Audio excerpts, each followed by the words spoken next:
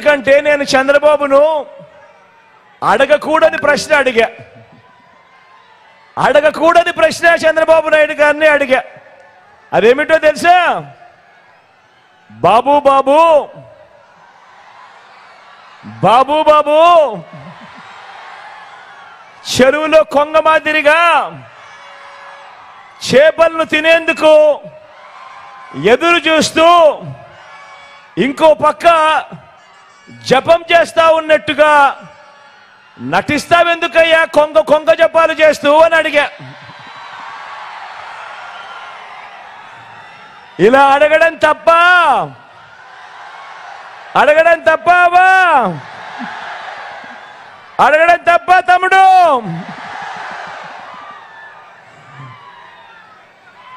మరి బాబు, మరి చంద్రబాబు, నీ పేరు చెబితే పేదలకు గుర్తుకు వచ్చే స్కీమ్ ఏదైనా కూడా ఒక్కటంటే ఒక్కటైనా ఉందా అని చంద్రబాబు నాయుడు గారిని అడిగా.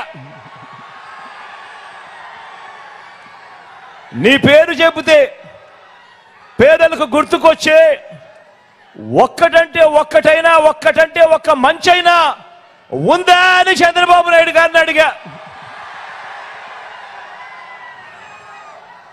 ఆయన చేసిన మంచి ఏ పేదలకు గుర్తుకు రాకపోగా చంద్రబాబు పేరు చెబితే మాత్రం గుర్తుకొచ్చేటివి ఏమిటో తెలుసా?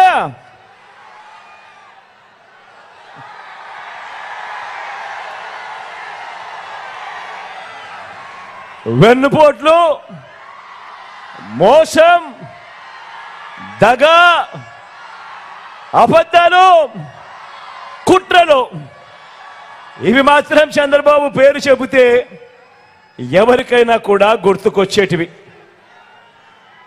అదే మాదిరిగా దత్తపుత్ర దత్తపుత్ర దత్తపుత్ర దత్తపుత్ర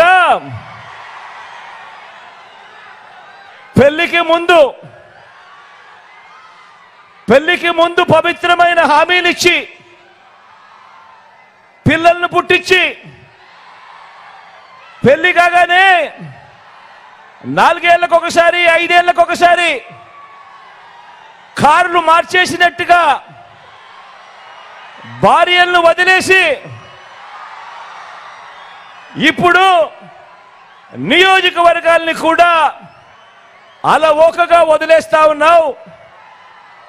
ఏం మనిషివయ్యా నువ్వు అని చెప్పి ఆయనను అడిగా. అందుకే దత్తపుత్రుల్లో కూడా ఈ మధ్య కాలంలో బీపీ బాగా కనిపిస్తా ఉంటది. అయ్యా దత్తపుత్ర, ఒకసారి చేస్తే పొరపాటు, మళ్ళీ మళ్ళీ చేస్తే దాన్ని అలవాటు అంటారయ్యా దత్తపుత్ర. పవిత్రమైన సాంప్రదాయాన్ని నడి రోడ్డు మీదకి తీసుకురావడము, ఆడవాళ్ళ జీవితాలను చులకనగా చూపించడము ఘోరమైన తప్పు కాదా అని అడుగుతా ఉన్నాను. ఇది నేను అడిగితే తప్పు అట. నిన్ను చూసి ఇదే తప్పు ప్రతి ఒక్కరూ కూడా చేయడం మొదలు పెడితే, ఇలా 5 ఏళ్లకు ఒకసారి 4 ఏళ్లకు ఒకసారి భార్యలను మార్చడం మొదలు పెడితే అక్క చెల్లెమ్మలు బ్రతుకులేం కావాలి అని కనీసం ఆలోచన కూడా చేయని ఈ పెద్ద మనిషిని నువ్వు చేస్తా ఉన్నది తప్పు కదయా అని అంటే చాలు, ఆ పెద్ద మనిషిలో కూడా బీపీ విపరీతంగా పెరిగిపోతుంది. ఇలా ఇలా ఇలా ఊగిపోతా ఉంటాడు. చేతులు ఊపేస్తాడు, కాళ్ళు ఊపేస్తాడు, తల ఊపేస్తాడు, అన్ని ఊపేస్తాడు. ఆయన బీపీని అసలు తట్టుకోలేము.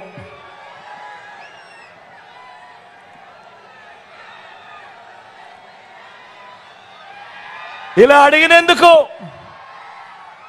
అడిగినందుకు చంద్రబాబుకు కోపం, ఇలా అడిగినందుకు దత్తపుత్రుడికి కోపం, ఇలా అడిగినందుకు చంద్రబాబు వదిన గారికి కూడా కోపం. బాబు ఇతరాత్ర భజంత్రీలకు కూడా పిచ్చి కోపం. వీళ్ళంతా కూడా ఊగిపోతూ ఉంటారు. ఎప్పుడైనా మీరే కనిపిస్తూ ఉంటారు. ఆ ఈనాడు కానీ, ఆ ఆంధ్రజ్యోతి కానీ, ఆ టీవీ5లో చూసినప్పుడు, ఆ పేపర్లలో చదివినప్పుడు ఫ్రంట్ పేజీలో కనిపించే వార్తలు చూస్తే పూనకం వచ్చినట్టుగా రాస్తారు. ఈ వర్గాలన్నింటినీ కూడా నువ్వు ఎలా ముంచావు అంటే చెప్పడానికి చంద్రబాబు నాయుడు గారిని ఉద్దేశించి మాట్లాడితే, ఈ చంద్రబాబు నాయుడు గారికి ఎందుకు ఇంత కోపం వస్తూ ఉంది అని అంటే, ఎందుకు దత్తపుత్రుడికి ఇంత కోపం వస్తూ ఉంది అని అంటే, ఎందుకు చంద్రబాబు బాజా పతంత్రీలకి ఇంత కోపం వస్తూ ఉంది అని అంటే, కారణం ఈ వర్గాలన్నింటినీ, ఈ పేదలను, నా అక్క చెల్లెమ్మలను, సామాజిక వర్గాలను, పిల్లలను, అవ్వ తాతలను, రైతన్నలను, ఈ వర్గాలన్నింటినీ కూడా నువ్వెలా ముంచావంటే చెప్పడానికి బోలెడన్ని ఉదాహరణలన్నీ కూడా కనిపిస్తాయి. చేసిన మంచి మాత్రం చెప్పడానికి ఏ ఉదాహరణలు కూడా కనిపించవు. ఇదే పెద్ద మనిషి చంద్రబాబు నాయుడు నేను అడుగుతా ఉన్నా. కాబట్టే ప్రజలిచ్చిన అధికారాన్ని ప్రజల కోసం ఏనాడు కూడా ఈ పెద్ద మనిషి చంద్రబాబు నాయుడు గారు ఉపయోగించలేదు. కాబట్టే ఈ 75 ఏళ్ల వయసులో కూడా కుట్రల్ని, కుతంత్రాలని, అబద్ధాలని, మోసాలని, వెన్నుపోట్లని, పొత్తుల్ని నమ్ముకొని ఈరోజు చంద్రబాబు నాయుడు గారు రాజకీయాలు చేయాల్సి వస్తూ ఉంది.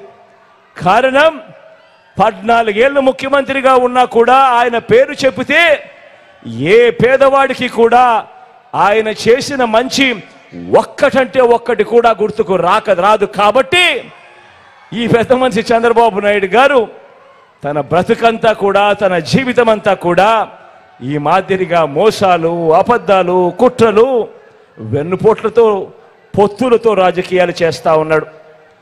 జగన్ అన్ని వర్గాలకు మంచి చేశాడు కాబట్టి, మీ బిడ్డ అన్ని వర్గాలకు మంచి చేశాడు కాబట్టి, ఈ పేదలకు మంచి చేసిన ఈ ఒక్క జగన్కు వ్యతిరేకంగా, పేదలకు మంచి చేసిన ఈ ఒక్క జగన్కు వ్యతిరేకంగా జనం మద్దతు లేని ఈ చంద్రబాబు ఒక ఈనాడు, ఒక ఆంధ్రజ్యోతి, ఒక టీవీ5, ఒక దత్తపుత్రుడు, ఒక బీజేపీ, ఒక కాంగ్రెస్, వీరందరితో పాటు కుట్రలు, వీరి మోసాలు, ఇతర పార్టీల్లో ఈ చంద్రబాబు